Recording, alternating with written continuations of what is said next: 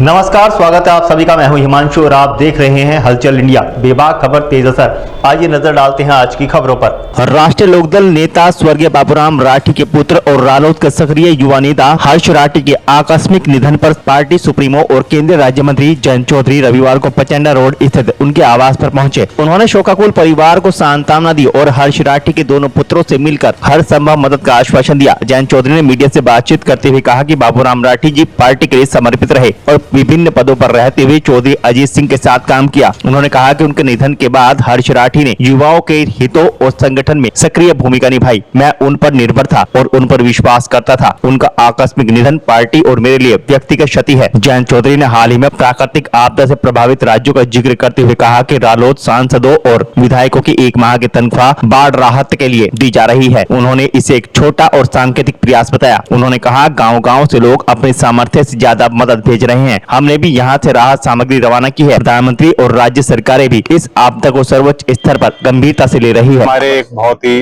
परिवार, पुराना परिवार जो पार्टी के लिए समर्पित रहा है।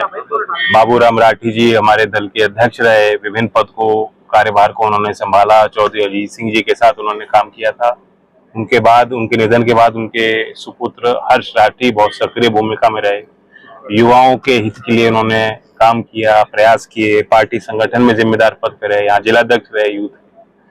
और खूब मेरा उनके एक घनिष्ठ संबंध रहे। मैं उन पे निर्भर भी था, विश्वास भी करता था। अकस्मात उनका निधन हो गया तो उस संवेदना में मैं आया हूँ, परिवार से मिला। बाबा बागेश्वर के द्वारा बयान दिया गया है, उन्होंने कहा कि अगर वे हिंदू राष्ट्र बनाने की मांग करें। मैं बागेश्वर जी के उस पर ना मैं बयान का संज्ञान लेता हूँ ना कोई जवाब। मंत्री जी, बाढ़ पीड़ितों के लिए आपने सभी विधायक हैं, बहुत छोटा सा प्रयास है जी, और एक सांकेतिक प्रयास है। और गांव-गांव में लोग जो है, जो अपने स्तर पे जिसमें जो सामर्थ्य है उस हिसाब से योगदान भी दे रहे हैं। अभी कुछ यहाँ से जो है सामग्री हमने रवाना की है शामली जिले से। कल दिल्ली में भी किसान ट्रस्ट की एक भूमिका थी तो हमने कुछ एकत्रित करके वहाँ सामग्री भेजी है। और कई राज्य जो है प्रभावित हैं। प्रधानमंत्री जी भी इसको उस सर्वोच्च स्तर पे इसको गंभीरता से लिया जा रहा है। राज्य सरकारों से भी प्रयास किया जा रहा है और एनडीए में भी जमीन पे सक्रिय है। नहीं, वो तो विपक्ष किस बात को लेकर चुनाव लड़े। विपक्ष ये सोच रहा है कि ये चुनावी मुद्दा बनेगा, लेकिन जिनकी वोट पड़ेगी वो तय करेंगे। राहुल गांधी लगातार वोट चोरी को लेकर सड़कों पे है, बिहार में रैलियां निकाल रहे हैं। भैया, बाढ़ के समय बाढ़ की बात करना, किसान की बात करना और मुद्दों की बात करना, विकास की बात करना, वो तो ठीक है। जो पहले से ही वोट चोरी कह रहे हैं, मतलब मान गए कि हम जीत नहीं सकते। पूरा पंजाब इस टाइम बाढ़ से पीड़ित है, क्या कहेंगे? पंजाब, हिमाचल, उत्तराखंड, कई राज्य बाढ़ प्रभावित हैं। उत्तर प्रदेश के भी कुछ क्षेत्रों में नुकसान हुआ है। तो सरकारें से जो है जमीन पे जो मुआवजे तो बात की बात है, अभी तो मदद की जरूरत है। जान माल का जो नुकसान हुआ है उसकी भी पूर्ति संभव नहीं होती, लेकिन जो भी संभव प्रयास है सरकारें लेंगी, निर्णय लेंगी। शिक्षकों के सम्मान की बात है, बिल्कुल डिग्निटी होना चाहिए। जिस देश में 90% काम हाथ से है, उसमें जो हाथ में जो कारीगर है, मैकेनिक है, इलेक्ट्रिशियन है, प्लम्बर है, ड्राइवर है, उनके काम में डिग्निटी होनी चाहिए।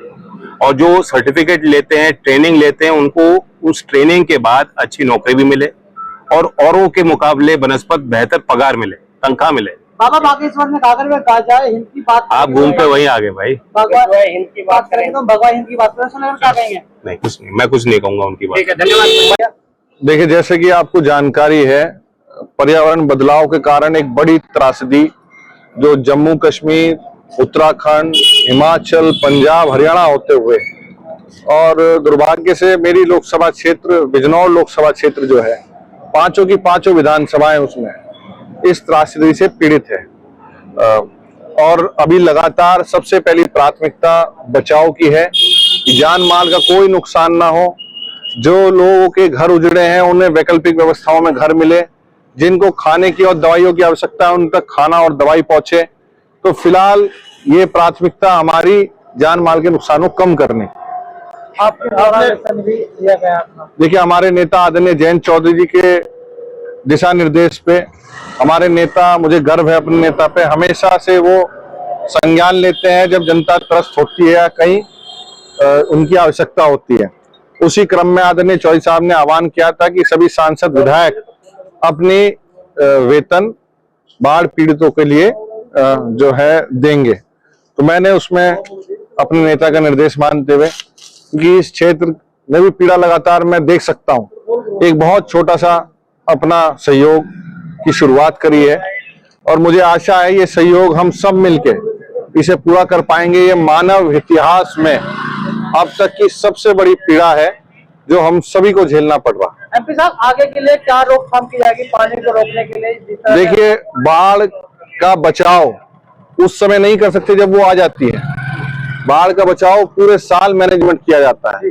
उसी क्रम में मैं कहना चाहूंगा, मीरापुर से मैं विधायक था और आज कहीं ना कहीं पांचों विधानसभाओं में इस लोकसभा की देवल क्षेत्र, रामराज क्षेत्र में कम से कम हानि हुई है, क्योंकि समय रहते वहां तटबंधों का निर्माण कर लिया गया था। पिछले वर्ष ही हमने तैयारी कर ली थी।